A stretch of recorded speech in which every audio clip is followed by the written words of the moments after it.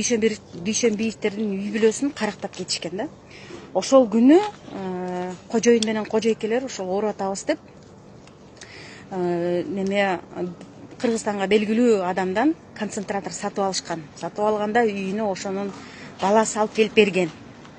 Алып келип бергенден кийин 4 күндөн кийин кайра келишип, 4 бала менен биздин үйдү карактап, толтура акчаларын алып кеткенин айтты кожойке. Тилекке каршы ошол түнү кожоюн каза табып калды. Больницага жетпей калдык дейт. Мен сиздердин үйүңүздөргө каракчылар кирип, үйүңүздөрдү карактап, анан жөн кетпей дагы ошол сиздин деген өмүрлүк жолдошуңузду сабап токмоктоп кеткенден кийин жолдошуңуз каза таптыр. Андан кийин ушул кимдин баласы деп сиз кимди күнөөлөп атасыз? 7 числа мы приобрели... 7 числа мы у Каната Хасанова приобрели концентратор кислородный. И его сын к нам вечером привез в районе где-то 11 часов вечера. Концентратор установил, объяснил всю инструкцию со мной на русском языке.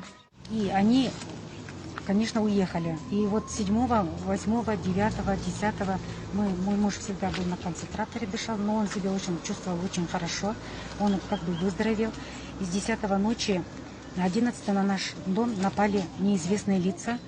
Сколько их было эти? Короче, в гостиную они ворвались трое. Один сразу меня начал завязывать. Именно у них даже не было предмета, там, веревок, ничего. Просто удлинитель был у меня возле телевизора. Они меня завязали удлинителем. Мужа завалили двое. И, получается, который меня завязывал удлинителем, он сразу заговорил со мной на русском языке. Сказал: тише, не сопротивляйтесь, мы ничего с вами не сделаем.